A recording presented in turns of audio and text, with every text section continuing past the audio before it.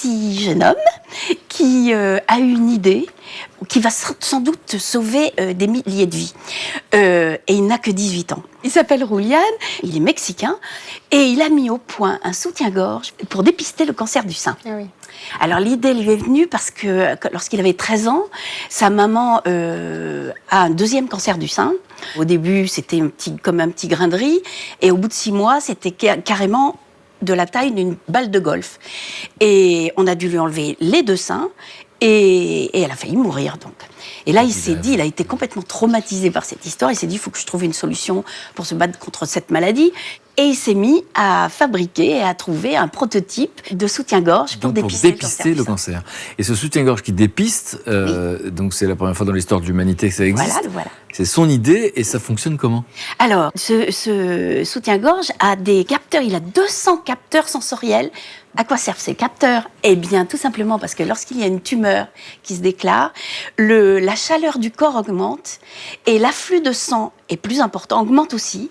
Et ces capteurs détectent comme ça qu'il y a une tumeur et renvoient les informations sur une application qu'on a dans son téléphone portable, par exemple. Et comme ça, la personne, ça lui conseille d'aller vite voir un médecin. Mais voilà, ce que je voulais comprendre, c'est que c'est un soutien-gorge, j'ai envie de dire, c'est un outil qu'on met occasionnellement pour faire un dépistage, genre une fois ou 2 par an. Ou ça, alors qu'on porte tous les jours parce qu'au cas où la tumeur apparaîtrait. On peut le porter entre 60 et 90 minutes, une fois par semaine, pas plus. Oui, c'est des dépistages réguliers. C'est un dépistage régulier. Ça permet donc de se rendre compte si on a un petit problème ou pas. Et souvent, les femmes doivent attendre un temps fou, plusieurs mois parfois, pour avoir un rendez-vous chez un spécialiste.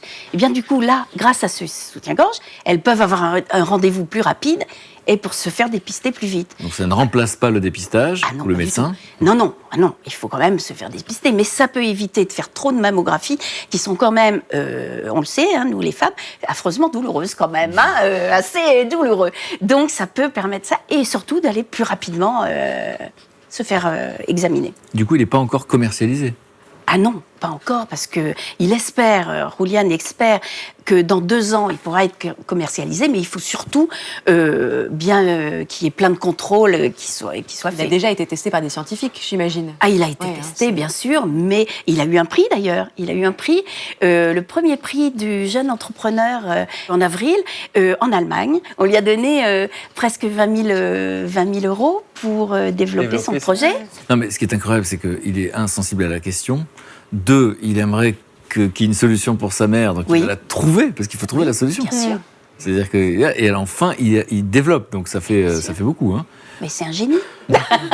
Mais surtout qu'il faut savoir qu'il y a quand même, plus de 54 000 cas nouveaux de cancer du sein en France tous les ans. Et que 3/4 des personnes atteintes pourraient être soignées si elles se faisaient dépister avant. Julian, votre homologue mexicain, donc qu'est-ce que vous auriez envie de lui dire? Qu'est-ce que vous ressentez? Très, très inspirant. Et j'espère qu'il va continuer. Peut-être qu'il va être aidé par une grande entreprise. Ah oui, mais je pense qu'il a la niaque, ce petit. Oui, il a la... Je sens qu'il va s'en sortir, parce qu'à 18 ans, avoir cette idée-là... Mais je sais pas. Je suis en admiration. Merci Julian d'exister. Muchas gracias. Merci.